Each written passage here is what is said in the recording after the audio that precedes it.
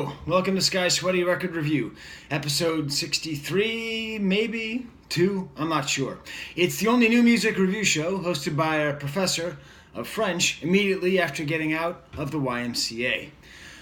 So, it's been kind of a crazy couple days. I have a new game for you. How cold is it outside? You can tell how cold it is outside by how red my nose is and how long it stays red. It used to bother me when I watched the videos back, but now it's a game. So you can tell it's wicked cold out there. Anyways, today I'm going to be reviewing something, and I actually don't know if it's going to be a long review or a short review. I'm reviewing an album called Outer Peace by Toro y Moi. And I really don't know. It's like I don't know how much. So let's see. Lots of mystery today. First of all, I've heard of this band, but just in passing.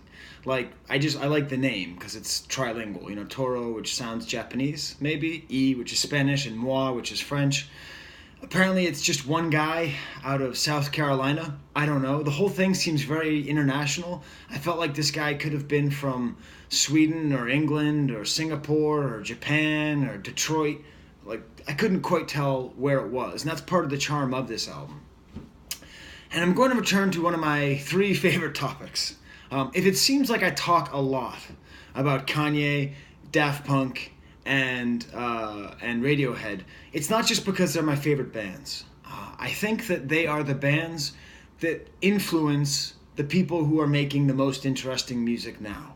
Like, I think they laid out templates for artistic vibrancy and for changing creativity that, at least as far as I can tell, that is the primary driving force behind the good music in the 3 most vibrant genres that exist right now: electronic dance music, rock and roll, and hip-hop. So today we're going back to Daft Punk. Last week we spent a lot of time with Daft Punk, but we're back there again today with Toro y Moi.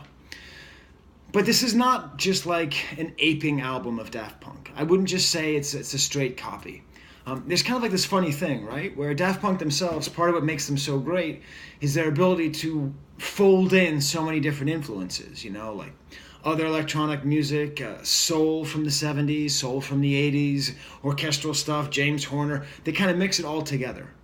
But at the baseline of everything that Daft Punk does, and they've said this, is Michael Jackson. Like, that's what they want more than anything, is to be like Michael Jackson. And that's, you know, why they work with The Weeknd and why they tried to make Michael Jackson songs for The Weeknd. I wish I could have reviewed those. Anyways. But what makes them an interesting band, too, is, like, they put, like, filters on everything, right? Like, that's their sort of trademark sound, like filters and phasers. And this album is filled with those filters and phasers. But it's not so much that, in the literal sense, that they use the same filters that Daft Punk does on Toro y Moi, but that there's like an overall Daft Punk feeling. You often hear it in the bass lines, or in a little guitar lead here or there, or the way that the vocals are altered. But I wouldn't say, listening to it, that it's even derivative. I wouldn't even go that far. Even though my first reaction is like Daft Punk, Daft Punk, Daft Punk. I don't think so. It's more just like this great influence that's felt over everything. An interesting example is this song called The Rules of Your Universe. So it has like a Daft Punk-y sound.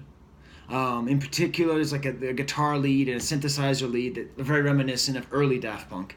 And then there's like a Michael Jackson whoo in the background. And the bass line is very similar to like a Thriller bass line, like the song Thriller. So you can have all these aspects mixed together. And then in the middle of the song, he goes, James Murphy is playing at my house.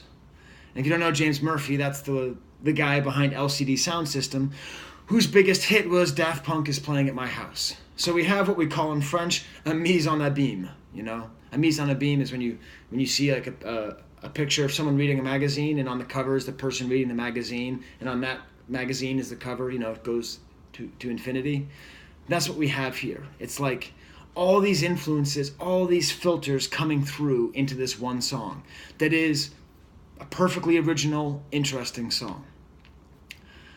I would say that if you could say there's a filter over the whole thing as well, it's this other genre that I don't really know that well.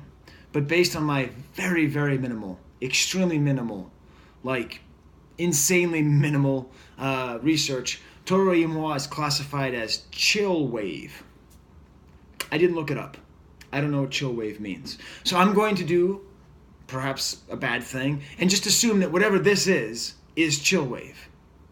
So it's like a lot more atmosphere than it is actual trademark sound. Like the vocals are very low key. It's sort of like it's like when Pharrell gets really low key, except it's not annoying at all. There's nothing that really gets your heart pumping, but it creates this nice, relaxed, chill atmosphere.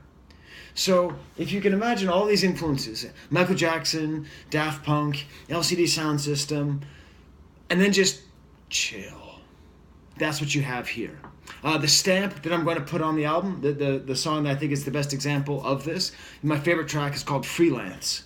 It has this like really cool, weird affected voice, you know, where the guy's like, I walked on water, which is just kind of a funny way to have it. A great Daft Punk bass, great lead synth lines, interesting lyrics. Lyrically, the album has got sort of two different modes. For the most part, it's called Outer Peace, and the cover is this picture of this guy who's like, looking at his computer, and he has all these devices. So there's kind of this Black Mirror, what is technology, what is our life theme that goes through it. And then there's a more personal side. And that personal side seems to go between the life of an international jet setter. There's a whole song, like a song called Who I Am, in which it's like all about taking off in an airplane and feeling lost.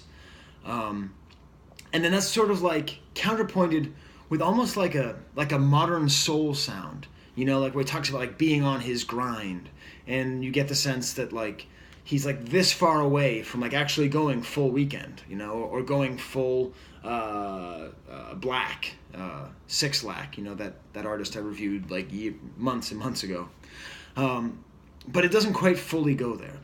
So I can't tell if this album is saying much or saying very little.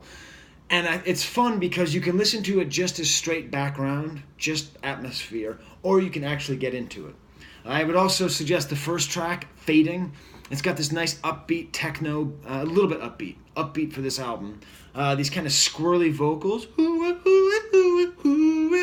The bass gets kind of stronger. It's maybe the most interestingly produced song.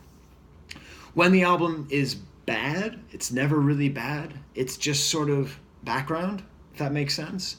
So if I had to give it three word review, I would call it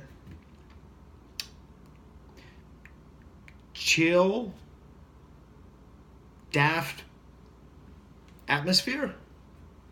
I guess I'll call it that. It's not very good. We'll see. Maybe I'll change it in the end, or maybe I won't. And maybe that's great. I'm going to add right now, sometimes I talk about different characters at the gym. So today I was mostly doing my weights, not so much the ellipticals. And I go on this little circuit. And it's usually filled with just super old people. I call it sweating next to the oldies. And there's this new character I like to call the Lost Tourist. So it's January, and you have all these people who just signed up for the gym. And there's this, like, I was waiting on one machine, okay? I was just waiting on this machine. And this woman, like, looked at it like it was from another planet. And I realized she was, like in a different city where she didn't speak the language.